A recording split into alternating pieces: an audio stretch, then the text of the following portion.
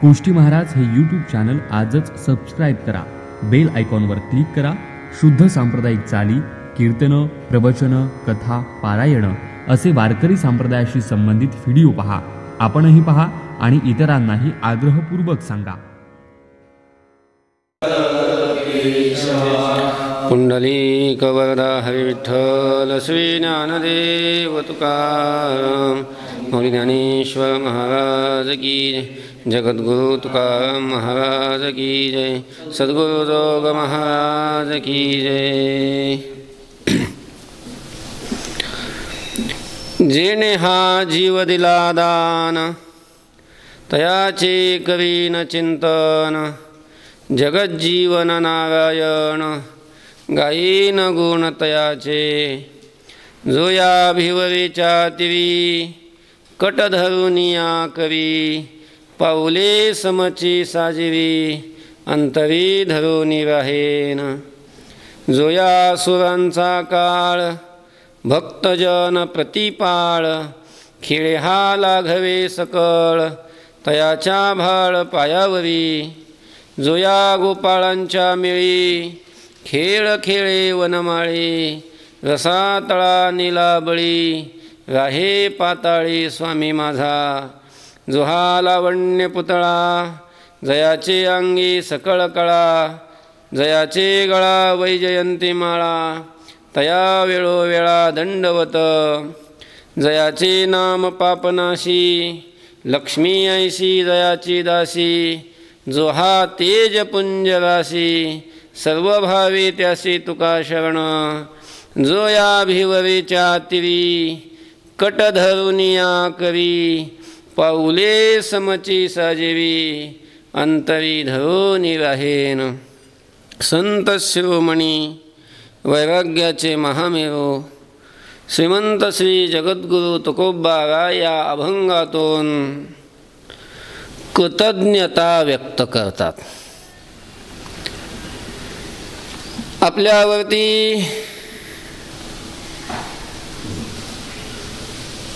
ज्या पांडुरंगाने उपकार केलेले आहेत, त्या उपकाराचं स्मरण करणारा हा अभंग आहे.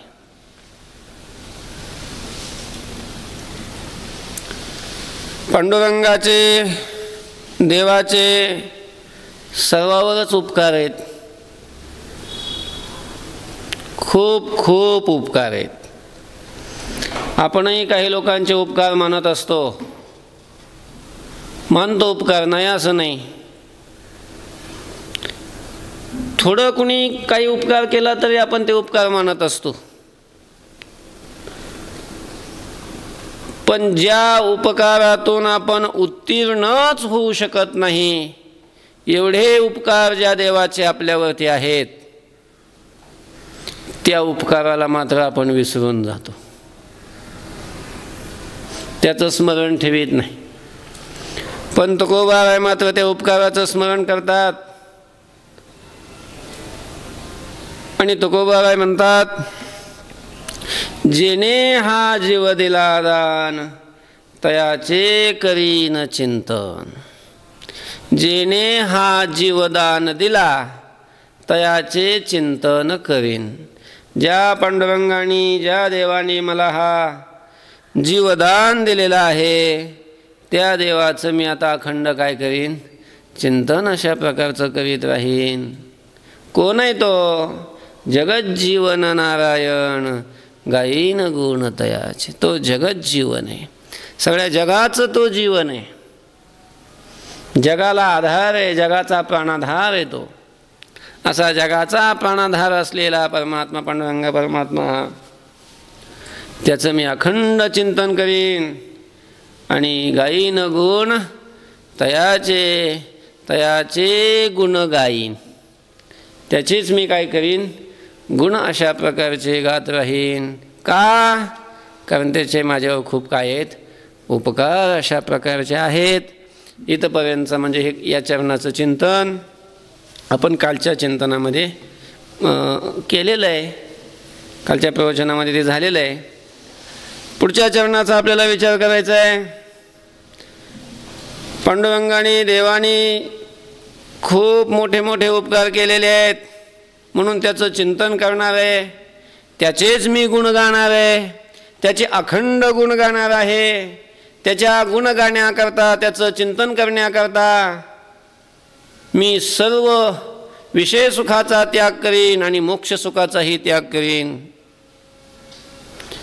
आणि मग असं जे तुकोबाराय बोलले, अशी जी तुकोबारायांनी प्रतिज्ञा केली की ज्या देवाचं गुण गाण्याकरता तुकोबाराय मोक्ष सुखाचाही त्याग करू लागलेले. न लगे मुक्ती आणि संपदा संत संग देई सदा, गुण गायीन आवडी हेची माझी सर्व जोडी. संपदा म्हणजे लौकिक सुख, व्यावहारिक अशा प्रकारचं इथलं सुख. आणि मोक्ष सुख म्हणजे भुक्तीचा आणि मुक्तीचाही तुकोबाराय त्याग करायला तयार आहेत. कशासाठी? देवाचे गुण गाण्यासाठी. म्हटले मला तुम्ही जर मोक्षाचा त्याग केला तर तुम्हाला जन्म घ्यावा लागेल. आणि जन्माला आलं की गर्भवासामध्ये यावं लागतं. गर्भवासाचं दुःख भोगावं लागेल, जन्माचं दुःख भोगावं लागेल. तुकोबाराय म्हणतात आम्ही तयार आहे त्याला सुद्धा. तुका म्हणे गर्भवासी सुखे घालावे आम्हासी. देवाने आम्हाला खुशाल खुशाल सुखानं आम्हाला गर्भवासाला घालावं. आम्ही नाही घाबरत त्याला, पण आम्ही काय करणार? देवाचे गुण गाणार. एक वेळेला नाही, अनेक जन्म घेऊ आम्ही देवाचे गुण गाण्याकरता. अनेक जन्मामध्ये अनेक जन्म घेऊ आणि अनेक जन्म घेऊन काय करू? देवाचे गुण गाऊ.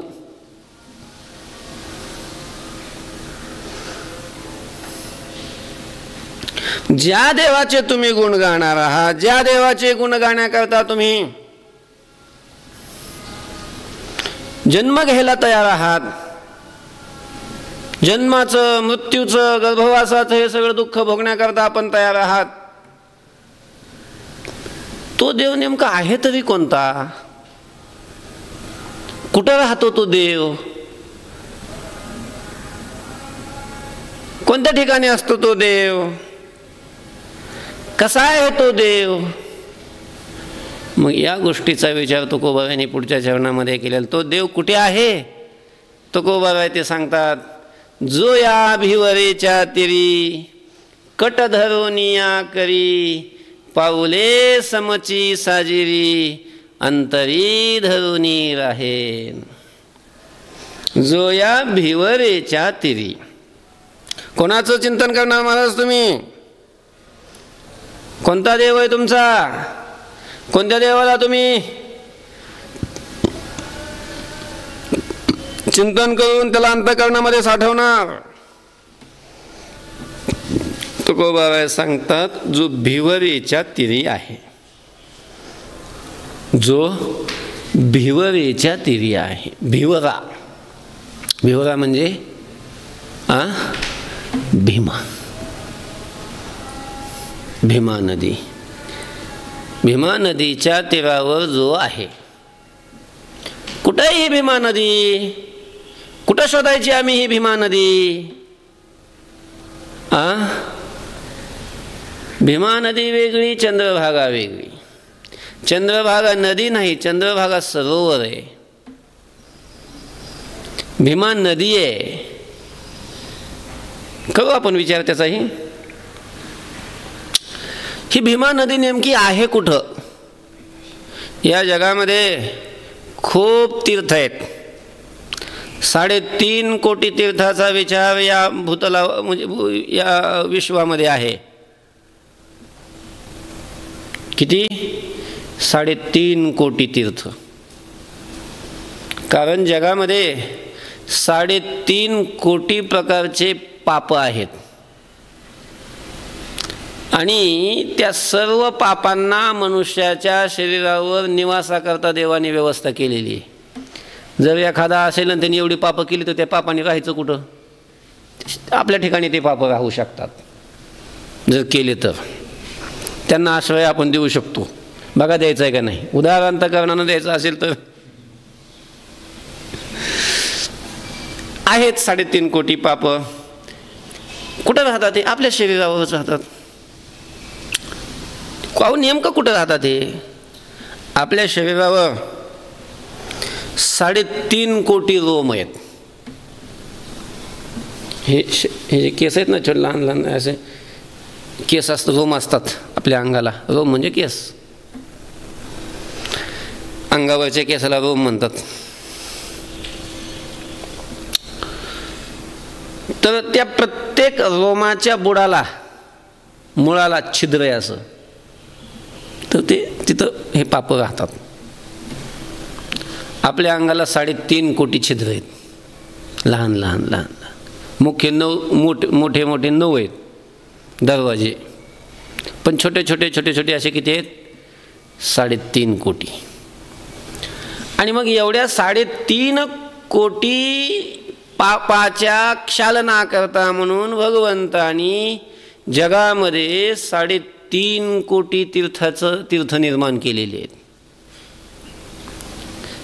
विशिष्ट पापाच्या क्षालनाकरता विशिष्ट तीर्थामध्ये जाऊन स्नान करावं लागतं, म्हणजे ते पाप जातं.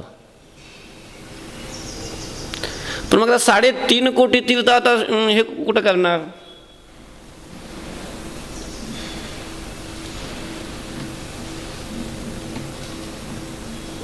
सगळे हे तीर्थ असे इकडं तिकडं येत असतात. सगळीकडे असे या भूतलावर असे विस्तारलेले आहेत, एका ठिकाणी सगळे नाही. तर त्याच्यामध्ये एक भीमा नदी आहे. भीमा नदी, ही भीमा नदी. आणि या भीमा नदीच्या तीरावर जो उभा आहे त्याचं मी चिंतन करणार आहे. त्यांनी मला जीवदान दिलेलं आहे. भीमा नदी हा भिवरा कुठंही, ही तशी मृत्यू लोकातच आहे. त्रैलोक्याचा विचार केलेला आहे ना, स्वर्ग, मृत्यू आणि पाताळ. काही स्वर्गात तीर्थ आहेत, काही मृत्यू लोकात आहेत, काही पाताळात आहेत.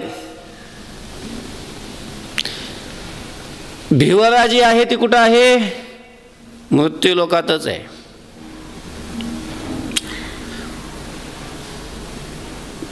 आणि त्या भिवरा नदीच्या तीरावर असलेलं जे गाव आहे त्या गावामध्ये तो राहतोय. काय नाव आहे त्या गावाचं? पंढरपूर म्हणतात त्याला, पंढरपूर. भीमा नदीच्या तीरावर वसलेलं जे पंढरपूर, अतिशय सुंदर अशी ही जी नगरी आहे, त्या नगरीमध्ये जो निवास करतो. मृत्यूलोकी एक नगर, त्याचे नाव पंढरपूर. मृत्यूलोकामध्ये एक गाव आहे पंढरपूर. आपण मृत्यूलोकामध्ये नेमकं कुठं? जम्बू या द्वीपामाजी एक पंढरपूर गाव. जम्बू या द्वीपामध्ये पंढरपूर नावाचं गाव आहे. पण जम्बू द्वीपामध्ये तर अनेक पंढरपूर आहेत. सोलापूर जिल्ह्यात पंढरपूर आहे, औरंगाबाद जिल्ह्यात पंढरपूर आहे, अजून इकडे कुठं छोटी पंढरी आहे, मोठी पंढरी, असलं सगळं आहे. कुठंही किती ठिकाणी पंढरी आहेत. नेमकं कोणत्या पंढरपूरला हा उभा आहे? मग तो जो या भिवरेच्या तीरी, जो भिवरा नदीच्या तीरावर जे पंढरपूर आहे, विठ्ठल भीमा तीरवासी.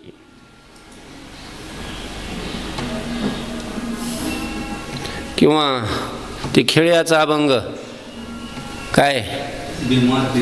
भीमा तिरी एक वसविले नगर, त्याचे नाव पंढरपूर रे. तेथील मुकाशी 4 भुजा त्याशी, बायला 16,000 रे.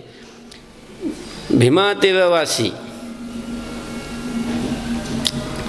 तर भीमा नदीच्या तीरावर असलेलं हे एक पंढरपूर अशा प्रकारचं एक गाव. आणि त्या गावामध्ये जो काय करतो, राहतो, तिथं वास करतो, तो तिथं आहे पंढरीला. जो या भिवरेच्या तीरी, जो या भिवरा नदीच्या तीरावर आहे. भिवरा नदी, ह्या भिवरा नदीचं खूप मोठं महात्म्य आहे. खूप पवित्र नदी.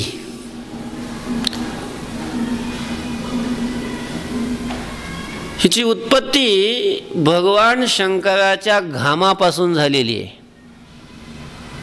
स्वेदापासून, भगवान शंकराच्या घामापासून झालेली आहे. पुराणामध्ये कथा येते,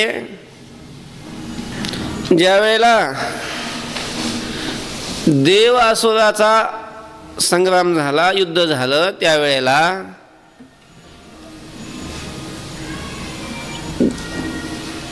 देवांचे सेनापती स्कंद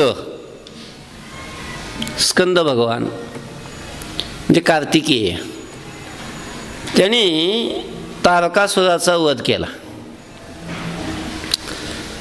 तारकासुराचा वध झाल्यानंतर त्या तारकासुराचे 3 पुत्र,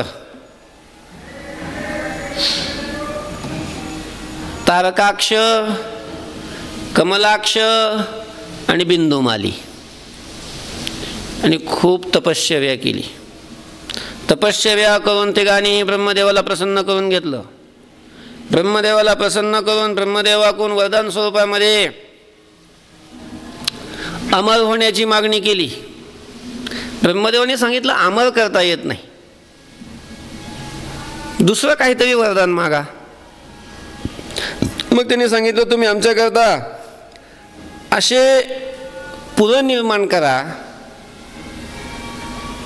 की एक सोन्याचं असावं, एक चांदीचं असावं आणि एक लोखंडाचं असावं. ते अभेद्य असावे, अभेद्य. आणि या हे जे पुरा आहेत ते ज्या वेळेला नष्ट होतील तेव्हा आम्हाला मरण येईल. आणि जो कोणी ज्या वेळेला हे 3 पुरं एका रेषेमध्ये येतील, हे 3 पुरं असे आकाशामध्ये फिरत होते, एका जागेवर नव्हते. त्यांनी असं वरदान मागून घेतलं होतं की फिरत राहतील. आणि अभिजित नक्षत्राच्या वेळेला काही क्षण हे एका रेषेमध्ये येतील. आणि त्यावेळेला जो कोणी या 3 पुराचा वध करू 3 पुरं नष्ट करू शकेल त्यावेळेला आमचा काय होईल, मग वध होईल, असं आम्हाला वरदान द्या. ब्रह्मदेवाने वरदान दिलेलं. आणि अशी अभेद्य अशा प्रकारची 3 पुरं ब्रह्मदेवाच्या आशीर्वादाने निर्माण करून घेतली. ती अवकाशामध्ये जसे हे सूर्य, चंद्र वगैरे, पृथ्वी, हे सगळे ग्रह जसे फिरतात तसे हे 3 पुरं फिरत होते, अभेद्य होते. आणि मग त्यांनी सगळं त्रैलोक्य सगळं त्राही त्राही त्राही करून सोडलं. सगळे देव, सगळे ऋषी भगवान शंकराला शरण गेले. आणि मग सगळ्या देवांच्या देवादिकांच्या प्रार्थनेवरून भगवान शंकर स्वतः युद्ध करता आले.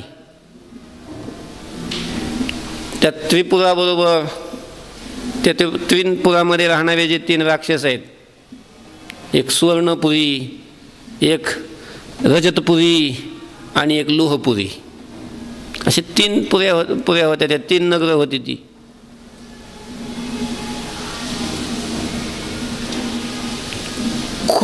खूप दिवस ही युद्ध केलं पण 3 पुरं काय नष्ट होईनात.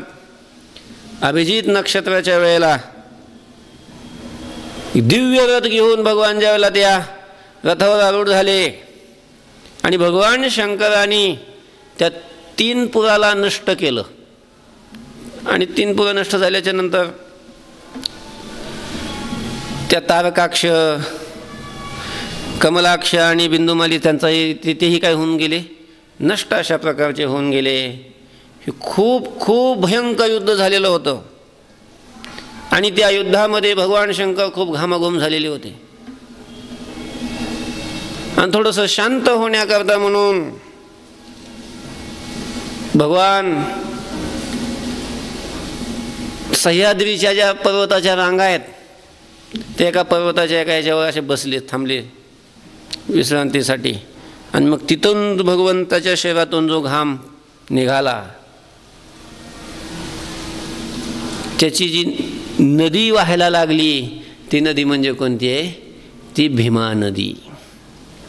भीमरूप असलेले भगवान शंकर त्यांच्या श्वेतापासून जी प्रगट झाली, त्यांच्या श्वेतापासून जी निर्माण झाली, त्यांच्या श्वेतस्वरूप असलेली ही जी नदी आहे तीच नदी म्हणजे कोणती आहे?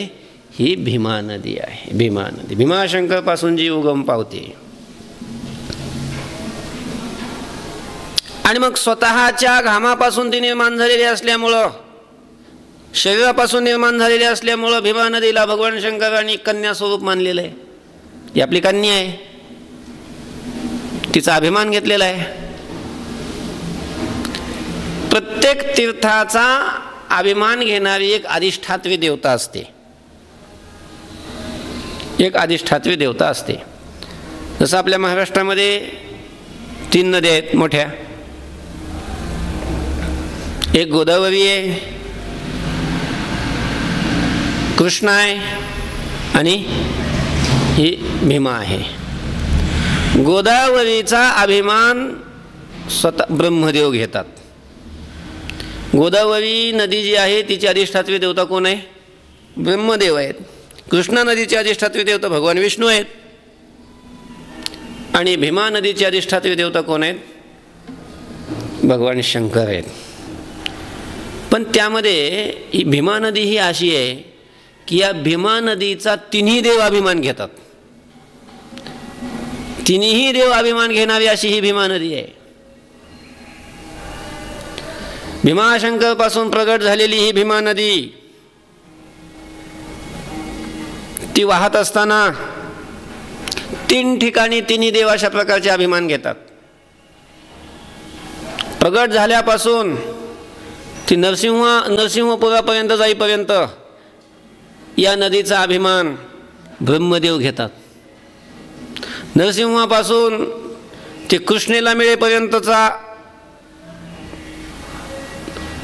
जो मधला भाग आहे नदीचा प्रवाहातला, तर त्यावेळेला तिचा अभिमान भगवान विष्णू घेतात. कारण ते अनेक अशा प्रकारच्या वैष्णवाचे जे क्षेत्र आहे त्या क्षेत्रातून ती नदी जाते, तिथं भगवान विष्णू अभिमान घेतात. आणि कृष्णेशी संगम पावली की तिथून पुढचा अभिमान समुद्राला भेटीपर्यंतचा कोण अभिमान घेतात? मग भगवान शंकर अभिमान घेतात. अशी तिन्ही देव ज्या तीर्थाचा ज्या नदीचा अभिमान घेतात अशी जी भिवरा नदी आहे, अशा या भिवरा नदीच्या तीरावर जो आहे, जो या भिवरीच्या तीरी. काय महात्म्य या भिवरा नदीचं? काय आहे? ही भिवरा नदी भीमाशंकर पासून प्रगट झाली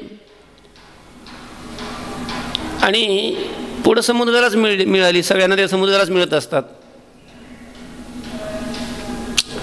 पण मध्ये जे अनेक अशा प्रकारच्या क्षेत्रातून ही नदी जाते, ती मध्ये एक क्षेत्र लागतं. ते कोणतं? हे पंढरपूर. आणि पंढरपूर या क्षेत्रामधून ज्या वेळेला भीमा नदी जाते ती चंद्रभागा सरोवरातून जाते. तिथं चंद्रभागा हे सरोवर आहे. चंद्रभागा सरोवर, पद्मतीर्थी विठ्ठलवीर, क्रीडास्थळ वेणुनाद. तर हे चंद्रभागा सरोवर आहे. आलेली भीमा नदी चंद्रभागा सरोवरातून पुढे गेली म्हणून पंढरपूरमध्ये तिला भीमा म्हणत नाहीत. काय म्हणतात? चंद्रभागा म्हणतात. पंढरी क्षेत्र सोडलं वर जा तुम्ही सगळीकडे भीमा म्हणतात. पंढरपूर क्षेत्र सोडलं तिथून खाली जा तिकडेही काय म्हणतात? भीमाच म्हणतात. फक्त पंढरपूर क्षेत्रामध्येच तिला काय म्हणतात? चंद्रभागा म्हणतात. मग अशी ती चंद्रभागा किंवा भीमा, तिथं एक रूप आहे त्या भीमा आणि चंद्रभागा. त्या ठिकाणी चंद्राचे दोष नष्ट झाले म्हणून तिला चंद्रभागा म्हणतात.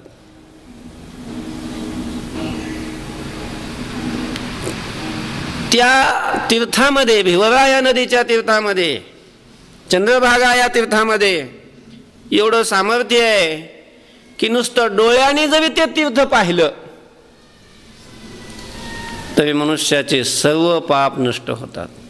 सगळे तीर्थाचं स्नान केल्याची फलश्रुती प्राप्त होते.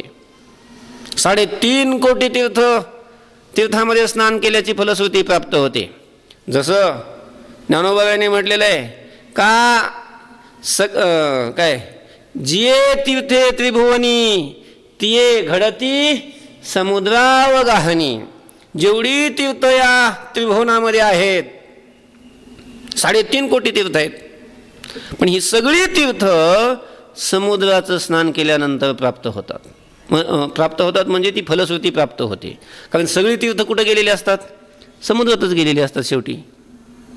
म्हणून समुद्राचं स्नान केलं की सगळ्या तीर्थामध्ये स्नान केल्याची फलश्रुती प्राप्त होत असते. पण तरी तिथं समुद्रामध्ये स्नानच करावं लागतं. आणि समुद्रामध्ये स्नान करण्याची भीती असते फार. पण या चंद्रभागा सरोवराचा म्हणा किंवा या भीमा नदीचा महिमा हा आहे पंढरपूर क्षेत्रामध्ये. स्नान करण्याचीही आवश्यकता नाही, नुसतं डोळ्याने जरी तीर्थ पाहिलं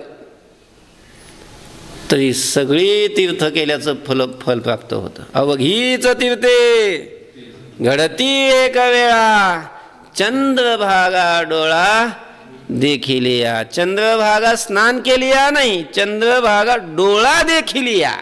डोळ्याने जरी चंद्रभागा पाहिली तरी सगळी तीर्थ प्राप्त होतात. सगळी तीर्थ म्हणजे तीर्थाची स्नान केल्याची फलश्रुती. असं असणारं हे तीर्थ आहे. पंढरी या क्षेत्राचा महिमा तसा आहे. आणि सोम्यागोम्या नाही सांगत, तुकोबाराय सांगतात, नामदेवराय सांगतात, भगवान शंकर सांगतात. भगवान शंकर ऐसे शंकर सांगे ऋषी जवळी सकळ तीर्थे मध्यान्ह काळी येती पुंडलिका जवळी कविती आंघोळी वंदिती चरण. सकळ तीर्थे मध्यान्ह काळी. सगळी तीर्थ तिथं कशी काय प्राप्त? तिथं स्नान चंद्रभागेमध्ये स्नान केल्यानंतर सगळ्या तीर्थाची फलश्रुती कशी काय प्राप्त होते? कारण चंद्रभागेमध्ये सगळ्या तीर्थांचा समावेश आहे. सगळे तीर्थ तिथं येतात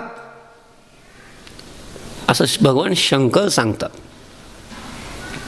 पुराणामध्ये कथा आहे. काय कथा आहे पुराणामध्ये? पुराणामध्ये कथा अशी आहे की एक वेळेला 88 सहस्र ऋषी त्यांनी कथा सांगण्याकरता म्हणून कार्तिकेयाला विनंती केली, स्कंदाला विनंती केली. त्यांनी कथा सांगितली. जे काही प्रश्न असतील ऋषीमुनींचे ते सगळे प्रश्न आल्याच्या नंतर त्या प्रश्नाचे उत्तर देणं, ती कथा सांगणं वगैरे वगैरे खूप झालं. सगळे पुराण सांगितलं, स्कंद पुराण. शेवटी प्रश्न विचारला की म्हणे महाराज आम्हाला असं एक तीर्थ सांगा की ज्या एका तीर्थामध्ये गेल्याच्या नंतर सगळी तीर्थ घडतील. आम्हाला असा एक संत सांगा की एका संतांचं दर्शन केल्यानंतर जगातल्या सगळ्या संतांचं दर्शन घडेल. आम्हाला असं एक क्षेत्र सांगा की एक क्षेत्राला गेल्यानंतर जगातली सगळी यात्रा केल्याचं फल प्राप्त होईल. आम्हाला असा एक देव सांगा की ज्या एका देवाचं दर्शन झाल्यानंतर जगातल्या सगळ्या देवांच्या दर्शनाची फलश्रुती प्राप्त होईल. स्कंदांना काही समजेना काय सांगावं, कुठलं काय असं कोणतं ठिकाण आहे, कोणतं स्थान आहे, काही समजेना. ठीक आहे म्हणे, चला म्हणे आपण या प्रश्नाचं प्रश्न घेऊन आपण कोणाकडे जाऊ? भगवान शंकराकडे जाऊ. ही सगळी मंडळी 88 सहस्र ऋषी स्कंदासह कुठं आले? भगवान शंकराजवळ आले. ते येणार त्याच्या काही क्षण अगोदर जगज्जननी पार्वती मातेने भगवान शंकराला प्रश्न केला होता की प्रभू हाच प्रश्न जो स्कंदाने जो ऋषीमुनीने स्कंदाच्या समोर प्रश्न मांडला तोच प्रश्न पार्वती मातेने कोणाला विचारला? शंकरांना विचारला. तेवढ्यात ती सगळी मंडळी आली, सगळ्यांचं स्वागत केलं. भगवंताने विचारलं का आले? सर्व मिळून आले. 88 सहस्र ऋषी स्कंद आले. का हो तुमचं पुराण कथा चालू होती, झाली का? संपली का? हो संपली म्हणे. पण एक शंका आहे आणि त्या शंकेचं समाधान तुम्हाला विचारण्याकरता आलोय. काय आहे तो सगळा प्रश्न सांगितला समोर ऋषीमुनींचा. ऋषीमुनींनी माझ्यासमोर प्रश्न केला की जगामध्ये असं तीर्थ कोणतं आहे की ज्या एका तीर्थाच्या स्नानाने सगळ्या तीर्थाचं फल प्राप्त होईल. असा जगामध्ये एक संत कोण आहे की ज्याच्या दर्शनाने जगातल्या जेवढे साधू आहेत जेवढे संत आहेत सगळ्या दर्शनाचं फल प्राप्त होईल. असं तीर्थ असं क्षेत्र कोणतं आहे की एक क्षेत्राचं दर्शन घेतल्यानंतर सगळ्या क्षेत्राची फलश्रुती प्राप्त होईल. जगामध्ये असा देव कुठं आहे की ज्या एका देवाचं दर्शन झाल्यानंतर सगळ्या पुन्हा कोणत्या देवाचं दर्शन घेण्याची गरज राहणार नाही. आणि हे सगळं एका ठिकाणी कुठं आहे काही सांगता येईना म्हणून आम्ही तुमच्याकडे आलोय. भगवंतांनी सांगितलं ठीक आहे बसा. जगाच्या कल्याणाचा प्रश्न आहे, तुमच्या तर कल्याणाचा आहेच. तुम्ही येण्याच्या अगोदरच मला पार्वतीने प्रश्न विचारला. बसा सगळ्याला तुम्हाला या प्रश्नाचं उत्तर सांगतो. 88 सहस्र ऋषीच्या समोर भगवान शंकरांनी स्कंदाला आणि पार्वती मातेला उत्तर दिलं. त्या प्रश्नाचं उत्तर ते क्षेत्र म्हणजे कोणतं आहे? पंढरपूर आहे. पंढरपूरला जे तीर्थ आहे असं तीर्थ जगामध्ये दुसरीकडे जगाच्या पाठीवर दुसरीकडे कुठंच नाही. पंढरपूरला जो संत आहे पुंडलिक, त्या एका पुंडलिकाच्या दर्शनाने सगळ्या संतांचं दर्शन केलं असं होतं. अवघी या संता एक वेळा भेटी पुंडलिक दृष्टी देखिलिया. अवघीच पापी गेली दिगंतरा नाही वैकुंठ पंढरी देखिलिया. तुका म्हणे जन्मा आल्याचे सार्थक विठ्ठलची कधी खिल्या. सगळं एका ठिकाणी आहे सगळे. असं भगवान शंकर आणि ऋषींना आईशे शंकर सांगे ऋषी जवळी सकळ तीर्थे मध्यान्ह काळ. कसं काय म्हणले शक्य आहे? सगळे तीर्थ कसं काय करतात? कारण सगळे तीर्थ मध्यान्हाच्या वेळेला चंद्रभागेमध्ये येतात. सगळे तीर्थ तिथे येऊन स्नान करतात आणि पुंडलिकाचं दर्शन घेऊन निघून जातात. हा या चंद्रभागा तीर्थाचा महिमा आहे. भिवरा नदी, चंद्रभागा सरोवर हे ज्या पंढरी क्षेत्रामध्ये आहे त्या तीर्थाचा हा महिमा आहे. आणि याचं हे पवित्र असलेलं जगामध्ये एकमेव अद्वितीय असलेलं हे तीर्थ अशा या भिवरा नदीच्या तीरावर जो आहे, जो या भिवरेच्या तीरी, जो या भिवरेच्या तीरी काय करतो? झोपलाय का तिथं? तिथं झोपलाय का देव? ज्या देवाचं तुम्ही चिंतन करणार आहात, ज्या देवाचे तुम्ही गुण गाणार आहात, तो भिवरा नदीच्या तीरावर आहे. आणि तो तिथं काय करतो? कट धरून या करी. तिथं तो काय कसा आहे? कट म्हणजे कंबर, करी म्हणजे हातानी, धरून या करी कट धरून या. तो हाताने कंबर धरून तिथं उभा आहे. उभा हा कसा उभा आहे? एक पाय वर केला एक पाय खाली आहे का? नाही नाही तसं नाही, तसं नाही. मग पाऊले समची साजिरी अंतरी धरुनी राहे. पाऊले समची साजिरी. तो भीमा नदीच्या तीरावर आहे. कुठे आहे तो? भीमा नदीच्या तीरावर. असं हो कट धरून. तसा का उभा राहिला तिथं? तो वृंदावनामध्ये ज्यावेळेला उभा राहायचा त्यावेळेला त्याचं उभा राहणं वेगळं आहे. त्रिभंगी देहुडा ठाण मांडोनिया माये कल्पद्रुमा तळी विणू वाजवितो आहे. तिथं असा एक पाय असा एका पायावर उभा राहायचा, एक पाय असा वाकडा करून असा समोर घेऊन असा हातामध्ये मुरली घेऊन तिथं उभा राहायचा. ती देहुडा चरणी वाजवितो. ती देहुडा वेगळा. पंढरपूरला जो उभा आहे तो तसा नाही. मग इथं समान पावलामध्ये उभा आहे.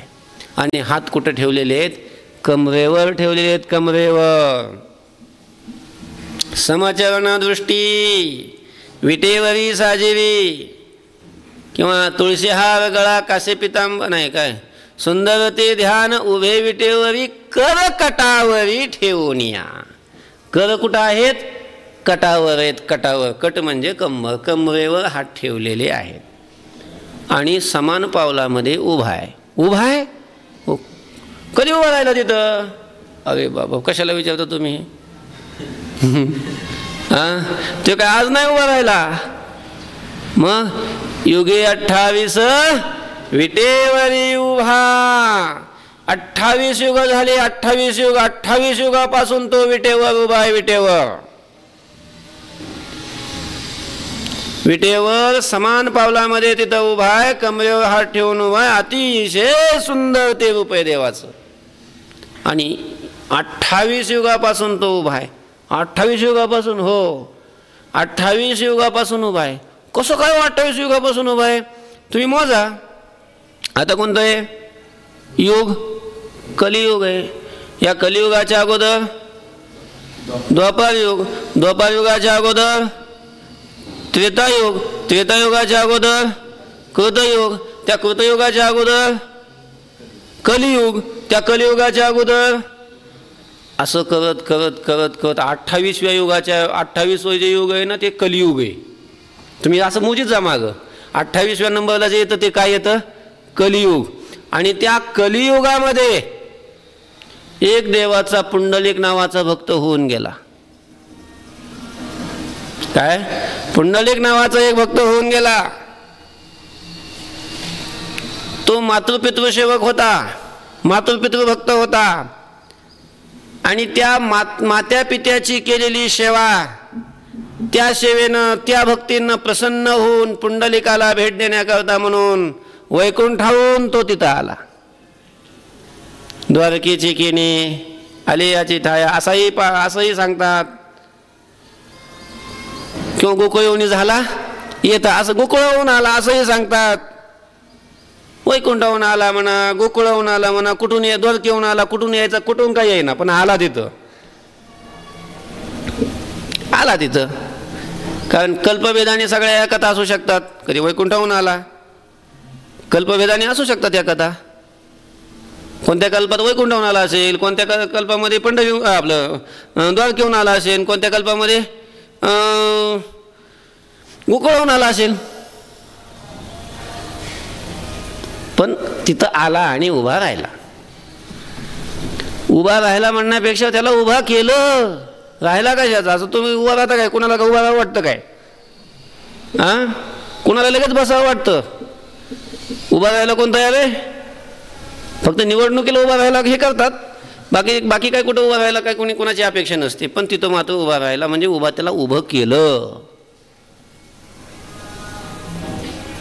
कारी प्रेमे मातलाशी उभे केले विठ्ठलाशी ऐसा कैसा रे तू दिट मागे भिरकाविली विट. त्याला उभं केलेलं आहे. उभा राहिला नाही तो. पुंडलिकाने उभं केलं. हां पुंडलिकाने उभं केलं. का उभं केलं सांगितलं ना तुम्हाला. ज्या वेळेला तो पुंडलिक देवाचं दर्शन व्हावं म्हणून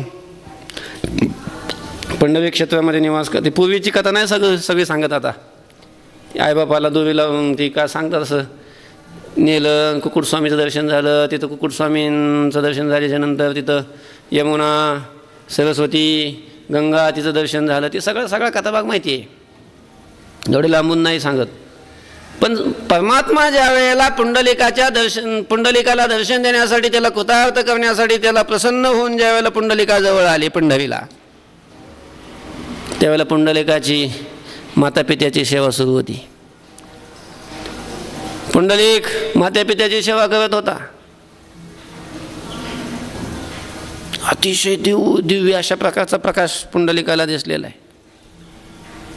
पाहिलं की ज्या परमात्म्याच्या दर्शनाकरता आपण एवढी सगळी साधना करतो तो परमात्मा भेट देण्याकरता आलेला आहे. पुंडलिक उठले नाही.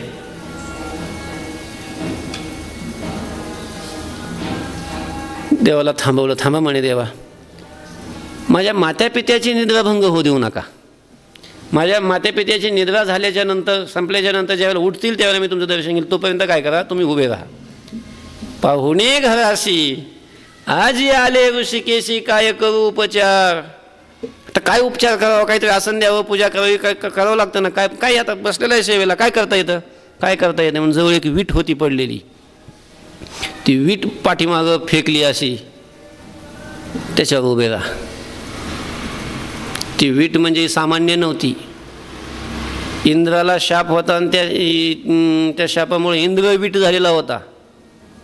विटाच्या रूपामध्ये तो इंद्र आहे आणि इंद्राच्या मस्तकावर पाय देऊन भगवान तिथं पंढरी क्षेत्रामध्ये विराजमान आहेत.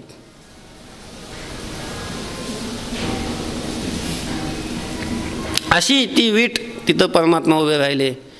मातापित्याची निद्रा झाली, संपली. आणि मग पुंडलिकाने ज्या वेळेला पांडुरंगाला पाहिलं, दर्शन घेतलं, हा हा काय ते सुंदर हो. जसं तुकोबारायांनी वर्णन केलं, ज्ञानोबारायांनी वर्णन केलं. पांडुरंग कांती दिव्य तेज झळकती, रत्न कीळ फाकती प्रभा, अगणित लावण्य तेज पुंजाळले, नवर नवे ते तिची शोभा. असं सुंदर सुंदर ते रूप पुंडलिकाने पाहिलं. गदगद गदगद वाणी झाली, डोळ्यातून अश्रू आले. योगी लोकांना सुद्धा ज्या परमात्म्याचं दर्शन होत नाही त्या परमात्म्याचं दर्शन झालं. खूप सुंदर ते रूप. भगवंताने सांगितलं, अरे पुंडलिका, मी तुझ्यावर प्रसन्न नाही, वर माग, वर माग, काहीतरी वर माग. त्यांनी सांगितलं, देवा तुमचं दर्शन झालं, कशाची अपेक्षा नाही राहिली. अरे पण माझं मग येणं, तुला दर्शन देणं सगळं हे निष्फल होऊन जाईल, काहीतरी माग ना, तुझ्यासाठी नाही रे, माझ्यासाठी माग. मग देवा तुम्ही देणारच आहात ना, देणारच आहात ना, मग मला असा वर द्या. काय वर द्या. तुम्ही या रूपामध्ये खूपच सुंदर दिसता, खूपच सुंदर दिसतात. कसे दिसत होते, कसे होते परमात्मा. कारण पुंडलिकाची आईवडिलाची सेवा चालू होती. आता पुंडलिक कधी उठतो आणि कधी मला माझ्याकडे येतो, कधी भेटतो, कधी त्याच्याशी बोलू, अशी वाट पाहत उभे होते. मनुष्य वाट पाहायला लागला की आपोआप त्याचे हात कुठं जातात, कमरेवर जातात. बघा तुम्ही एखाद्या वेळेला बस स्टँडवर जा किंवा एखाद्या कुठंतरी रस्त्याला असे उभे राहा आणि एखाद्या एस टीची गाडीची कुणाची तरी वाट पहा. म्हणून असं वाट पाहून पाहून पाहून पाहून माणूस असा थकतो आणि मग असं कमरेवर हात ठेवतो. कधी येतो काय नो, कधी येते काय नो गाडी. वाट पाहत असल्यामुळं आपोआप देवाचे हात कुठे गेले, कमरेवर गेले. आणि ते वाट पाहणारं ते रूप देवाचं जेवायला पुंडलिकाने पाहिलं, ते देवाला पुंडलिकाला खूपच आवडलं. देवा तुम्ही याच रूपामध्ये आणि इथंच आणि असंच उभे राहा. किती वेळ, जोपर्यंत मी तुम्हाला बस तिथून उठ बाजूला हो असं म्हणत नाही. तू आता दृष्टी पुढे ऐसाच तू राही जो मी तुझं पाहे पांडुरंगा. जोपर्यंत मी तुला पाहतो तोपर्यंत असंच उभं राहायचं. काय करायचं पुंडलिका, तर मी असं उभं राहून, जे तुमच्याकडं कोणीही लोक दर्शनाला येतील ते तुम्ही विचार नाही करायचा की पापी येतं आणि यांनी मुक्तीची साधना केली का, आमकं केलं का, भजन केलं का, असं काय नाही. जे दर्शनाला येतील त्यांना तुम्ही काय करायचं, मुक्त करायचं. मूळ पापी जैसे तैसे उतरी काशे लावणिया.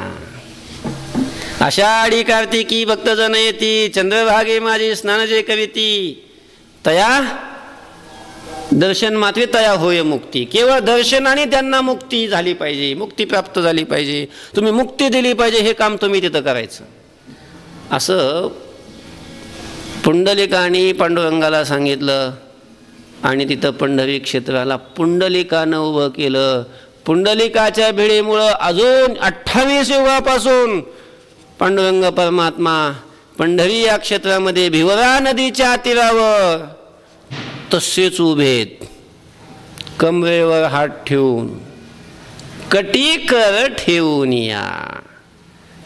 जो या भिवरेच्या तिरी कट धरून या करी, कट धरून या करी, पाऊले समची साजिरी. आणि समान पावलामध्ये असे परमात्मा त्या ठिकाणी काय आहेत, उभे आहेत.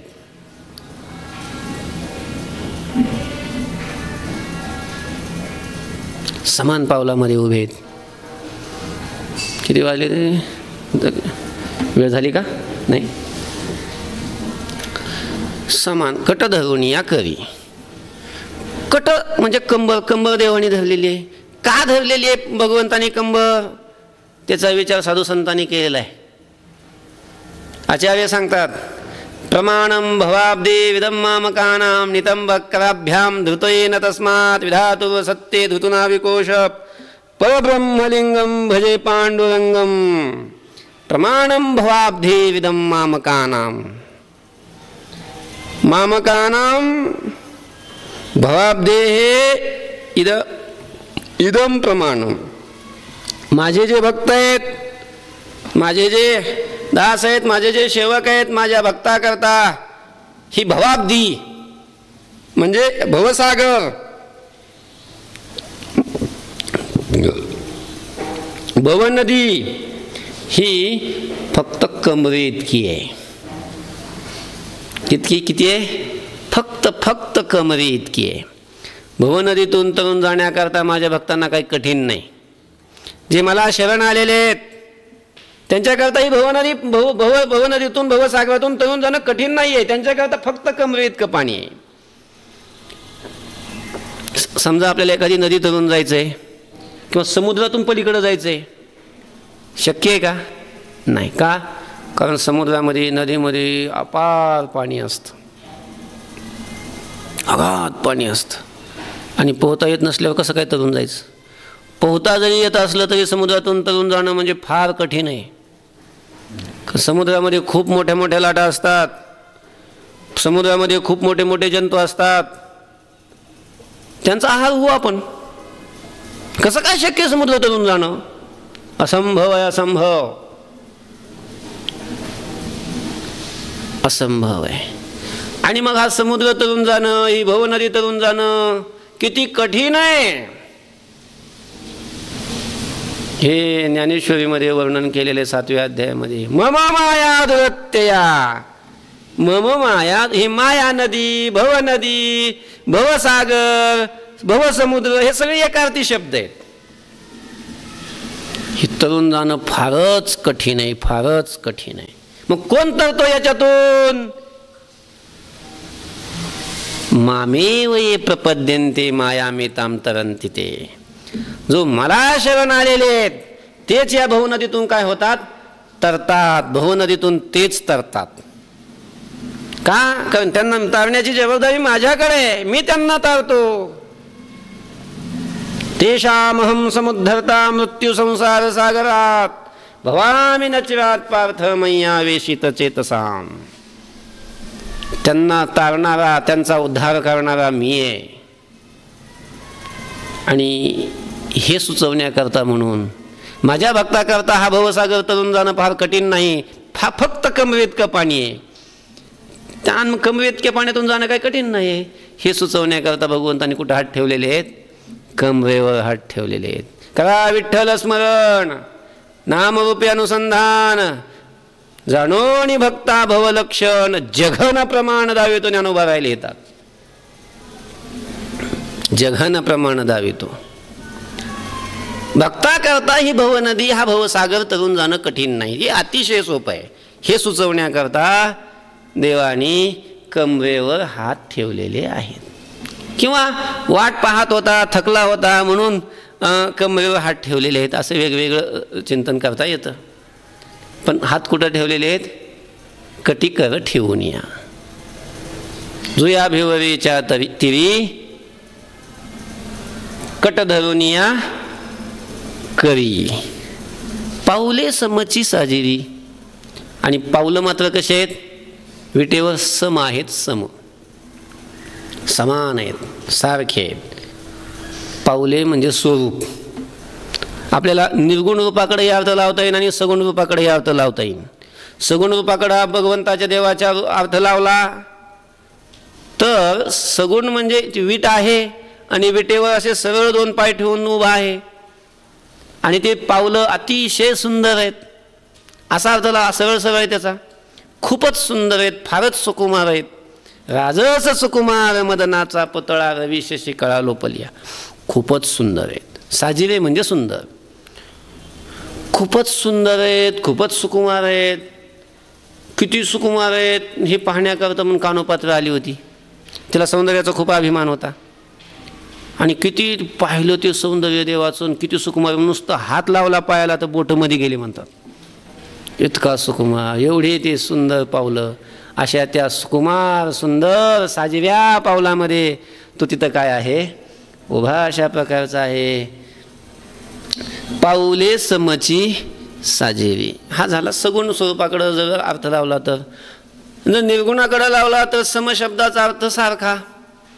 पाऊले म्हणजे स्वरूप, कारण उत्तमानाम स्वरूपम ही चरण शब्देनं मन्यते कथ्यते. मोठ्या व्यक्तीविषयी बोलत असताना, त्यांच्याविषयी बोलत असताना चरण शब्दाचा प्रयोग केला जातो. अहो महाराज, आपले चरण आमच्या घराला लागू द्या ना. काय म्हणतात, आपले चरण घराला लागू द्या ना. ती म्हणे मला काय वेळ नाही हो, मला खूप मला कामं आहेत. तुम्हाला फक्त चरणच लागतात, मग माझे चरण घेऊन जा, असं म्हणतो का तो? नाही. चरण शब्दाचा अर्थ काय, म्हणजे त्याला फक्त तुमचे चरण पाय तोडून द्या आणि तुम्ही तिथंच थांबा असा नाही त्याचा अर्थ. चरण म्हणजे तुम्ही आमच्या घरी या, चरण म्हणजे तुम्हीच या. चरण घराला लागू द्या म्हणजे तुम्हीच आमच्या घरी या, तिथं जसा अर्थ आहे. म्हणजे तिथं चरण शब्दाचा अर्थ ते स्वरूप, त्यांचं स्वरूप. तसं देवाचे चरण म्हणजे देवाचे पावलं, देवाचे चरण म्हणजे देवाचं स्वरूप. आणि देवाचं स्वरूप हे सम आहे, सम.